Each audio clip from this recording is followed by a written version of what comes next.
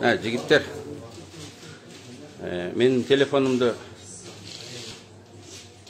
алып келип парк-отелге таштап кеткиле. Атамекен партиясынын лидери Өмүрбек Текебаевке белгисиз спортчу адамдар кол салышкан. Ал парк-отель мейманканасынын кафетерийинде отурган кезде белгисиз адамдар кирип келип, анын телефону менен көз айнегин алып кетишкен. Менин телефонумду алып келип парк-отелге таштап кеткиле. Ал жерде үй бүлөлүк сүрөттөр, апам менен түшкөн акыркы сүрөттөр, видеолор бар эле, мен сактап жүргөм. Ал телефон силерге эч кереги жок. Алып келсеңер, мен өзүм силерден аны кайра сатып алам.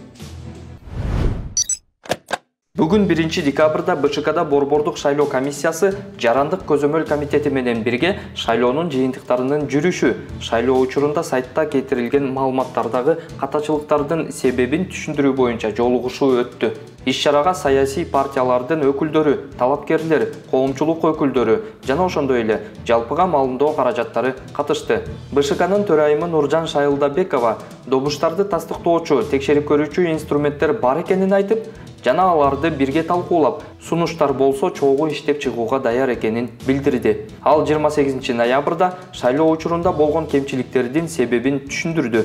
Серверде маалымат өзгөрбөгөнүн, бирок кошумча кыска берилүүчү маалыматта кошумча баракчада ката кеткендигин айткан. Ал эми тестирлөө учурунда бул ката байкалбаганын белгиледи. УКМК БШКнын маалымат тутумдарына компьютердик чабуулдар болгондугун белгилеген. Улуттук коопсуздук боюнча мамлекеттик комитети маалыматтык шайлоо системасынын маалыматтык коргоо каражаттарынын журналдык файлдарын алдын ала талдоо, жогорку кеңештин депутаттарын шайлоону өткөрүүдө БШКнын маалымат тутумдарына компьютердик чабуулдар болгонун билдирген. Ошол эле учурда ушул сыяктуу чабуулдар ар дайым болуп келген. Бирок чабуулдар каттоого алынып, ийгиликтүү четке кагылып турат, деди УКМК. Бүгүн 1 декабрда саат 16:55 карата парламенттик шайлоодогу бюллетендердин 45,23% кол менен саналып бүткөн.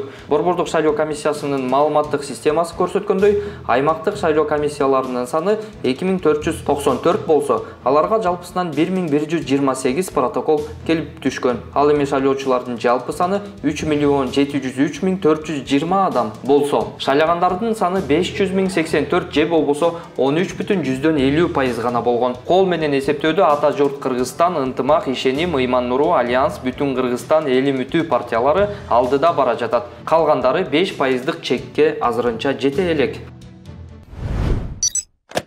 Парламенттин депутаттары Асылбек Жээнбеков, Төрөбай Зулпукаров жана Бактыбек Жетигеновду кылмыш жоопкерчилигине тартууга парламенттин макулдугу боюнча жогорку кеңеште комиссия түздү. Буга чейин парламент комтөр иши боюнча айыпка шектүү Жээнбеков менен Зулпукаровду жазык жоопкерчилигине тартууга макулдук берүүгө 26 ноябрда кворум топтой албай калган. Бишкектин 1 май райондук соту бийликти күч менен басып алууга шектелип жаткан депутат Бакыт Жетигеновду камакка алуу чечимин чыгарган.